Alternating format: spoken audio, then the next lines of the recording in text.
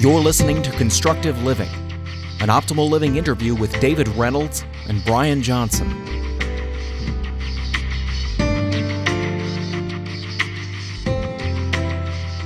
Hi, this is Brian Johnson. Welcome back to the Optimal Living interview series. Today, I am really excited to be chatting with David Reynolds, who wrote Constructive Living. Subtitle of that book is Outgrow Shyness, Depression, Fear, Stress, Grief, Chronic Pain, Achieve the Goal of Constructive Living to Do Everything Well.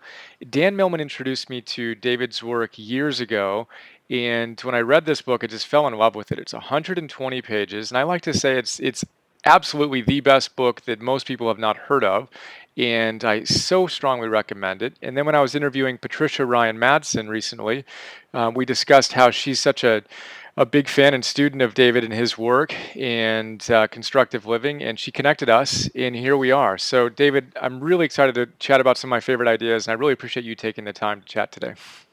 Thank you, Brian. I'm happy to be able to talk to you today. All right, so let's jump straight in and talk about what is constructive living? Let's just start from the very, very high level. How would you describe constructive living? Well, constructive living is a strategy that's based on a couple of Japanese psychotherapies, Morita psychotherapy and Nikon psychotherapy. I've adapted them and expanded them a bit. And it's a strategy for helping people become ordinary. People suffer a lot because they fear that they're not ordinary, that they suffer extraordinarily, or they want to be exceptionally superior somehow. But constructive living helps us to be reasonable about what's realistic in life and helps us to get on about living life as best we can. That's amazing. And how would you articulate, in the book, you articulate the goal of constructive living as self-mastery. Can you describe self-mastery for us? It's actually something impossible. There's a Zen story about someone who expects to get ahead in life, to become superior, special, to have a life full of satisfaction and ease and enlightened living. And the Zen master says to the person who wants that, that's the biggest barrier to his achieving Zen superiority. That is, we really don't know anyone who has a consistently enlightened, anxiety-free, fear-free, jealousy-free, sorrow-free life. We know a lot about stories about Miyamoto Musashi or George Washington or whatever, but we don't really have any good stories about how they really spent their lives, most of their lives, whether they had sleepless nights, or what they really believed about the opposite sex or about their nations, for that matter.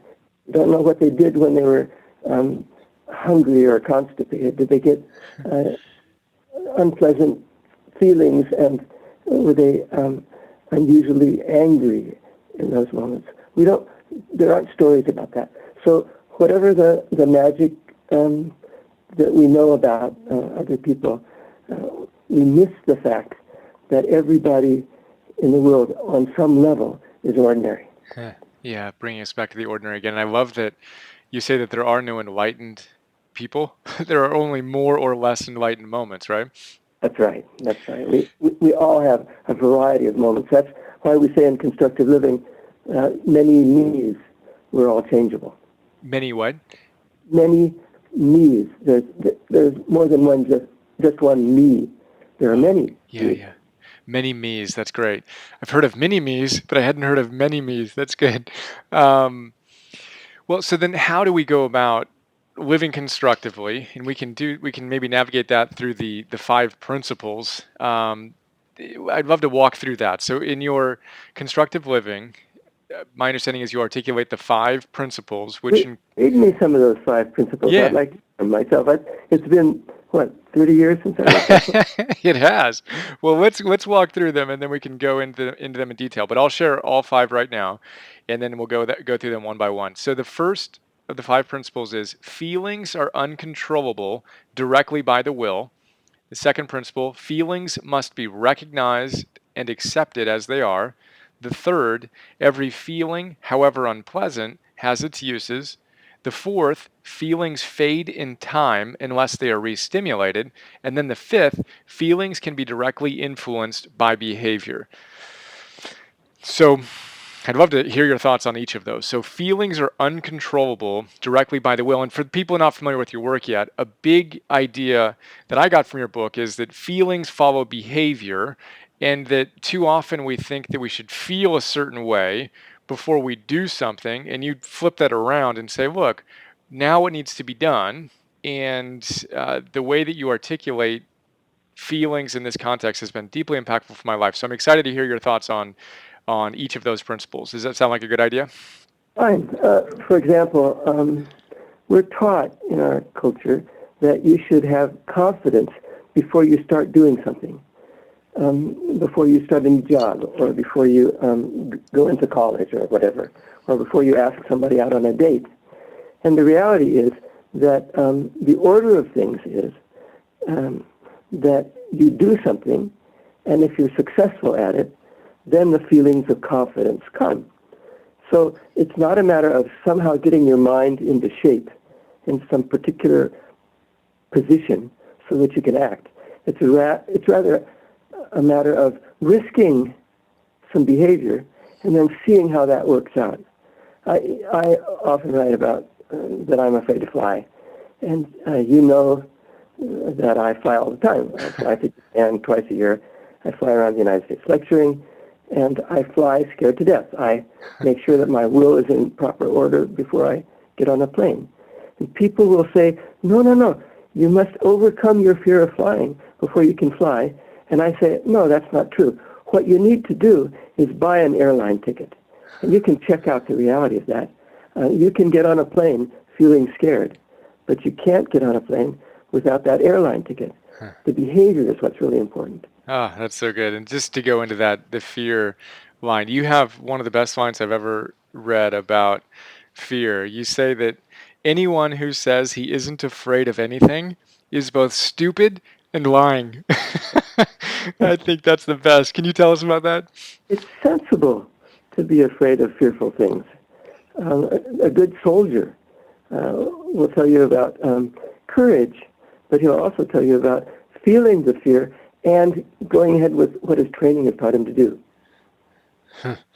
So why do we have this myth that somehow fear is bad or we need to get rid of it, etc.? I'm going to blame it on Freud. Freud's not really so much in favor these days, but Freud was really emphasizing emotions, and it was an in sort of thing to emphasize emotions in the 50s and 60s. I think if you look at what kind of therapies are being practiced these days, you find a whole lot more behavior-oriented therapies than the psychoanalytic sorts of things. Huh. And why is that so much more effective? It's more effective because it works. That's just the way it is. And why does why does it work?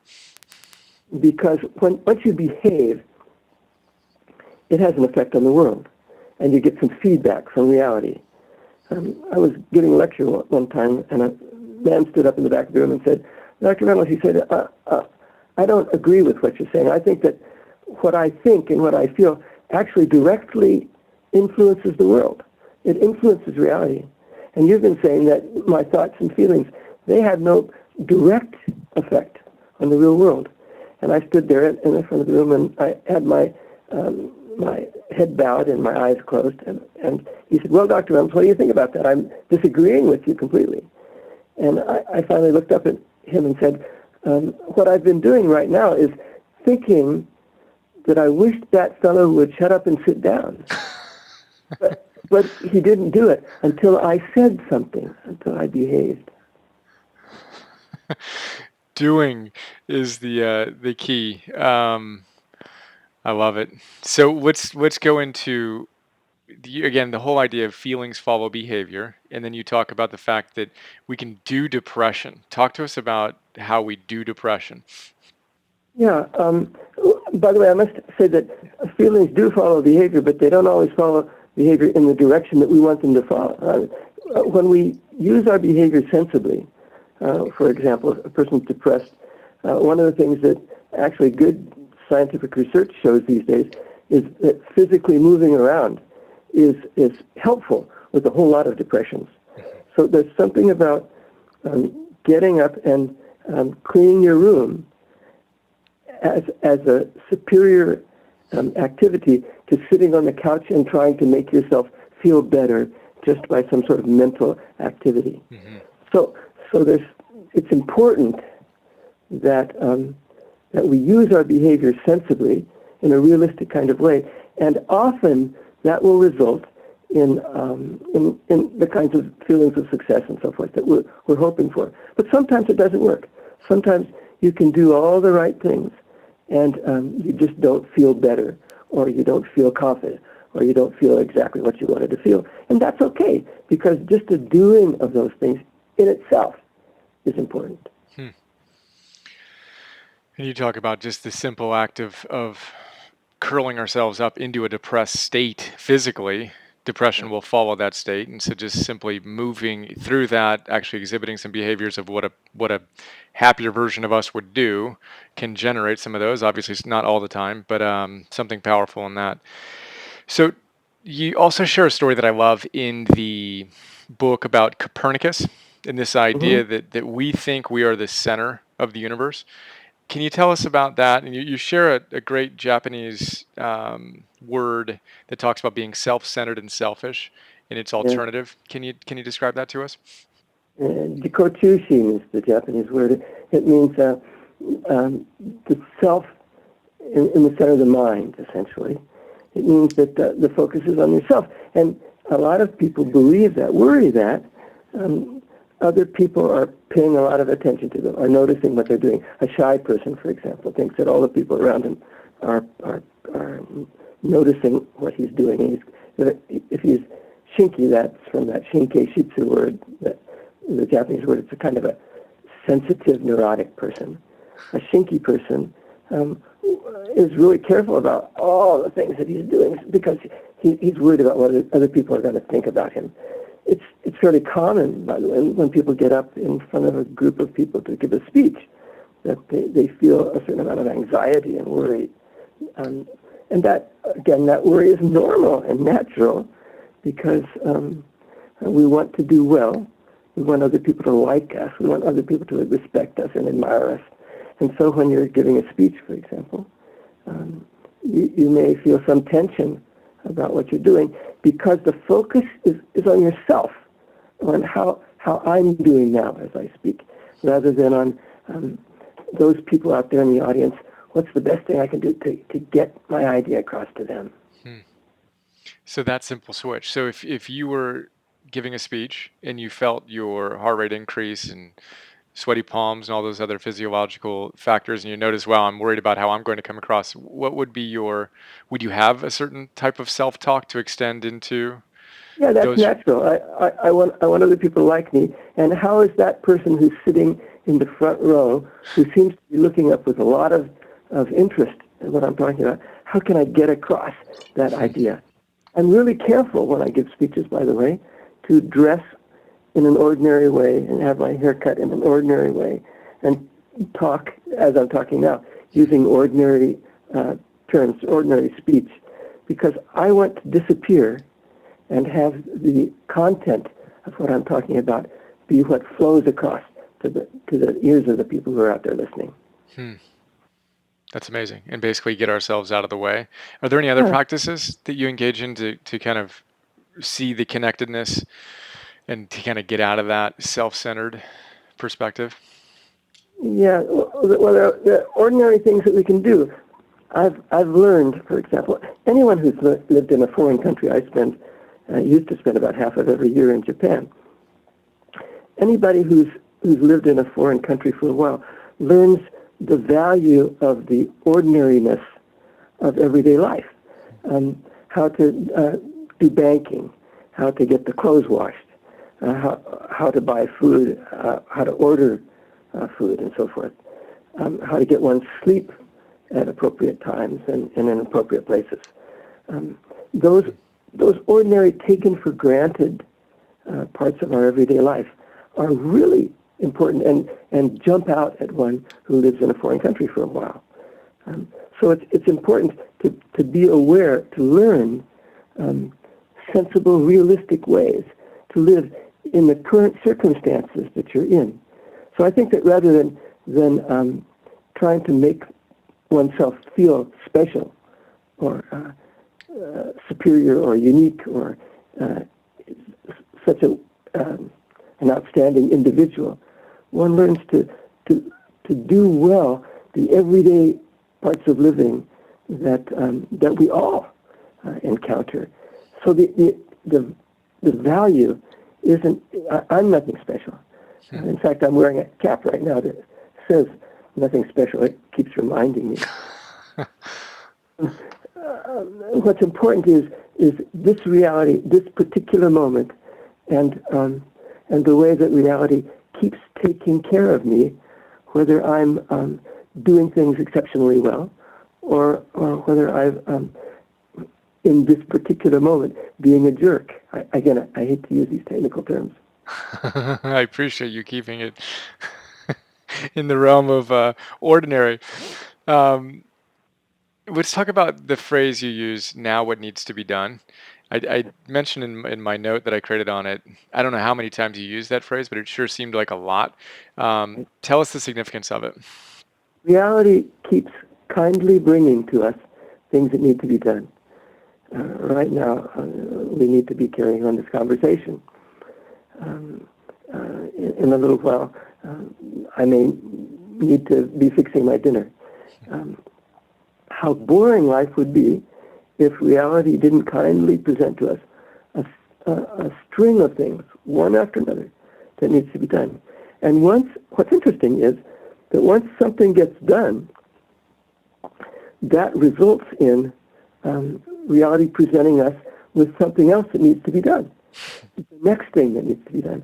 So it's a constant circle, if you like to think of it that way, of something that needs to be done.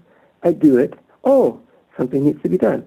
I do it. Oh, something needs to be done. I do it. And that's really all that reality presents to us, a whole series of things that need doing, and whether we succeed at what we're doing or whether we fail at what we're doing, good old reality sends us the next thing, either way. And all we need to do is do what needs to be done. So many things get in the way, but how would you identify the primary things that get in the way of that simple truth? Well, I can ignore what needs to be done. I can pretend that something needs to be done that really doesn't. I can get so distracted by my feelings that I don't notice what reality is bringing me moment by moment.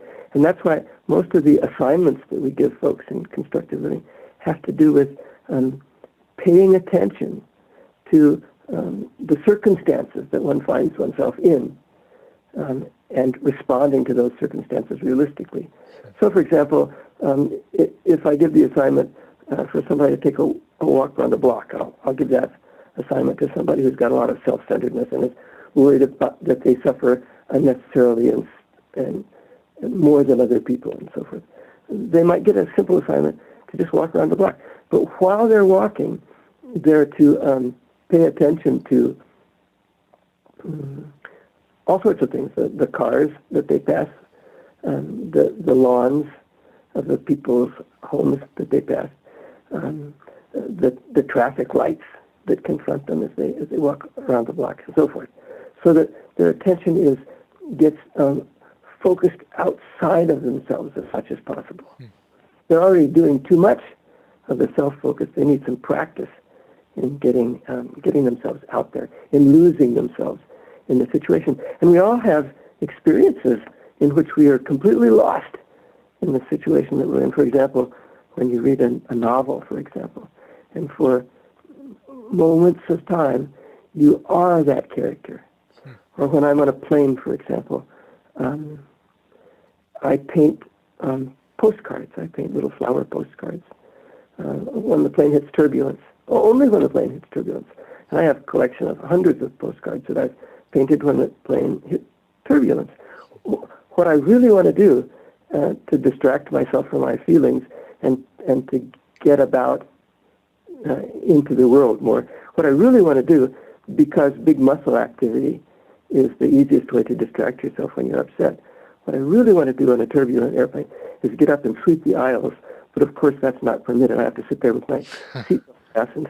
And the least I can do is sit there and move my arms to paint those little watercolor postcards. Wow. So and I lose myself in those flowers every once in a while.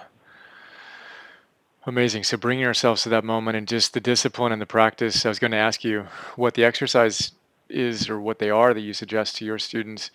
Something as simple as just going for that walk and observing something outside of ourselves is such a powerful, simple way to do it. Any other exercises that you recommend?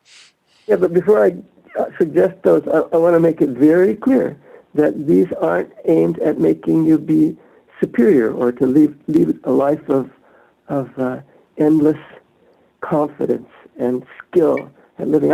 I don't know anybody who does that. What I'm really interested in doing is helping people be realistic and ordinary. And I suspect that constructive living will never be a big thing because most of the people that I run into anyway hope that they will find some sort of life way, whether it's Zen or whatever, that will make them be superior, that will give them an anxiety-free life, or a worry-free life, or a life with no great tragedy, sorrow, dissatisfaction. And I don't know about any kind of life like that. So I'm going to give them assignments. Some of them, the assignments will be based on the Morita side of constructive living, the action side of constructive living. Those are simple to do. They usually involve some sort of activity that pushes their attention out into the real world. The second half of the assignments that they get are based on the Nikon or reflection side of constructive living. And those assignments are rather like writing a letter of thanks to your mother for something that she did specifically for you during grammar school years. And some of my students will say, oh no, I'm not grateful to my mother for what she did for me during grammar school years. She was very controlling. She was hard to live with, and I just don't have good memories from those years. And so I will suggest to them that I didn't ask them to feel grateful to their mother for those years. I asked them to write a letter of thanks for things that she did for them during those grammar school years, at least 10 things. So, for example, did she help you with your bathing? Did she fix the meals for you? Did she drive you to the hospital when you were ill? Did she go over your homework with you? Did she provide you with an example of how not to be a mother when you grew up? Those are things that you can notice that she did for you, whether you feel grateful or not. I don't know about you, but I never thanked my parents for any of the meals that they prepared for me when I was growing up. When I was a little kid, I just ate the meals and took them as my due, as though as that was just natural, that I should eat the food that they went to some trouble to buy and shop and prepare and so forth. So again, bringing us back to the ordinary, simple appreciation of what life has presented us now and throughout our lives, eh? Yes, I'll also give them an assignment to clean out a drawer, for example, and to take everything out of a drawer, a kitchen drawer, for example, and as you put it back, each object, you thank it for something specific that it did for you in the past. Thank you, soup spoon. You helped me serve the soup at the garden party we had last week. Thank you, carving knife. Thanks for helping me carve the roast beef yesterday at dinner time and so forth. When I give this assignment, I often remind my students to do this thanking quietly, not out loud, because if somebody walks into the kitchen and finds you talking with your carving knife, you may be in a certain amount of trouble. But I want them to notice that, whether they noticed it or not in the past, whether they appreciated it in the past, whether they felt gratitude or not in the past. Those objects, too, kept serving them. And the good news is that these objects that serve us, the chair that I'm sitting in, for example, right now, serve us whether I'm being a good guy or, again, a jerk at this particular moment. There was a time in my life when I was really young that I believed that I had to try to be perfect in order to deserve what the world was giving to me. And it didn't work out because I couldn't achieve that goal. And But this the is, world took care of me. yeah, this is, I love the way that Patricia reflected on this wisdom and her improv wisdom, calling it silent gifts. Mm-hmm. And just that right now we can look around ourselves and keep ourselves occupied for the rest of our lives, pulling the threads and all the things in our current line of Yes, sight that we have an opportunity to be grateful for, right? yes. Somebody I never met is keeping the electricity going Yeah. so that these lights are shining and I can see what I'm doing right here in this room. Yeah. Well, yeah, I mean, right? And I'm looking at the monitor that's recording this conversation, the incalculable number of people that are involved in this process now and over the last hundreds of years to get to this point is remarkable. I was talking with a group of senior citizens yesterday, and I asked them how many of them, when they walked into that room, actually faced their chair and said to the chair something like, "Thank you, chair, for the next hour. You're going to be supporting me while I listen to that guy talk." And and of course, nobody raised their hand. As soon as each of them sat down in his or her chair, they began to think of that chair as my chair, my chair. And if we took a break and everybody got up and left the room for a minute and came back, and they found somebody else sitting in their chair, might be upset because it was just a matter of rubbing their rump against the chair that made it theirs, even though they didn't design it, they didn't carry it up into that room, they didn't fabricate the chair. It became theirs just by occupying it for just a moment. Much more constructive to take the opportunity to appreciate the individuals that put that chair there and their opportunity to be blessed by it for that hour of your talk. What Yes. what have we not talked about that you think is important for us to address in terms of constructive living? Well, let's see. I think I should point out that there's not anybody that I know that does it right all the time.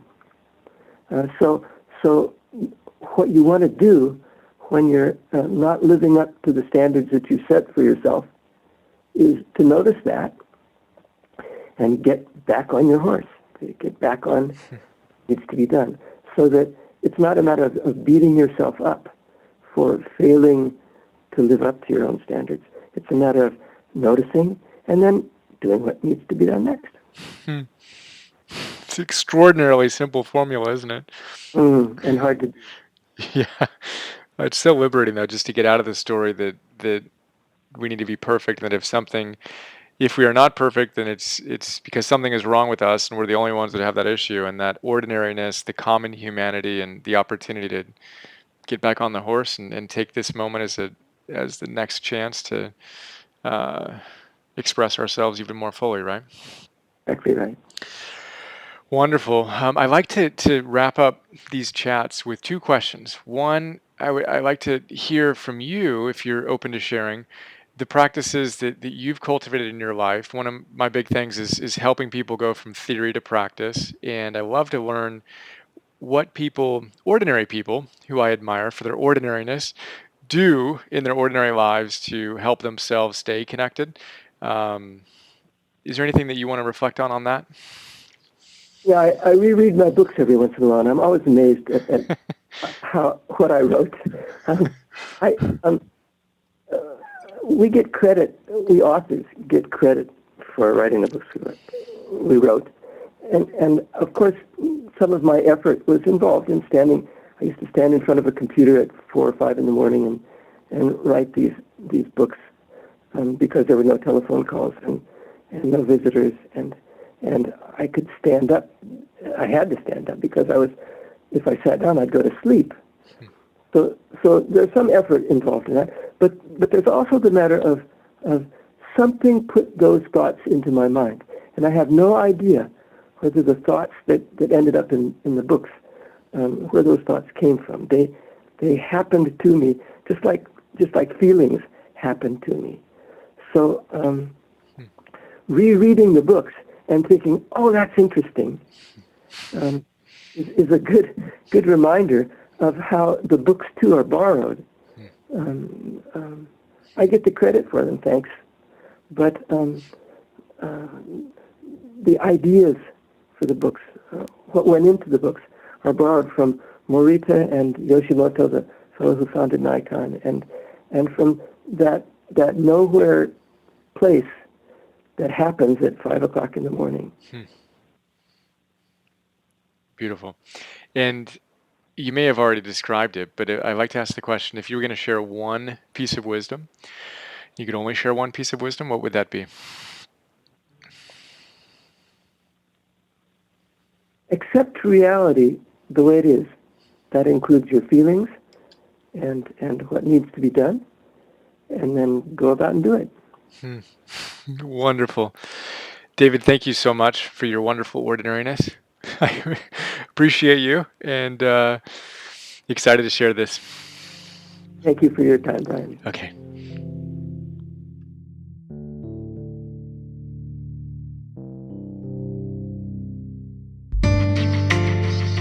We hope you enjoyed this Optimal Living interview. Please visit brianjohnson.me for more.